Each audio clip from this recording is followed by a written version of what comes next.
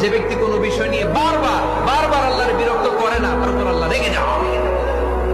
আর বারবার চাইতে চাইতে চাইতে চাইতে চাইতে চাইতে যে লোকটা আল্লাহর বিরক্ত করতে চায়, তার উপর আল্লাহ খুশি হয়ে যায়। আর মনে রাখতে হবে, the grief isn't permanent, the struggle isn't permanent. এই পৃথিবীর কোনো দুঃখ, কষ্ট আর সমস্যা এটা পার্মানেন্ট নয়। সমস্যার পরে সমাধান আছে, দুঃখের পরে আনন্দ আছে। মাঝে মাঝে আল্লাহ আমাদেরকে দুঃখ কষ্ট দিয়ে পরীক্ষা করতে চান, এগুলো আমাদের জন্য খারাপ নয়। এই দুঃখ কষ্ট বিপদ আমাদের কোমরকে সোজা করে, আমাদের পায়ের মাটিকে শক্ত করে। চিল্লায় বলেন ঠিক কিনা? প্রতিকূল পরিবেশে কিভাবে বাঁচতে হয় এই দুঃখ কষ্ট আমাদেরকে শিখায়। এজন্য মুমিন বান্দার বৈশিষ্ট্য হচ্ছে দুঃখ কষ্ট বেদনা জ্বালা এগুলোতে সে আপসেট হয় না, সে হাল ছেড়ে দেয় না, সে ভরসা রাখে একজনের উপর। চিল্লায় বলতে হবে তিনি কে? কারণ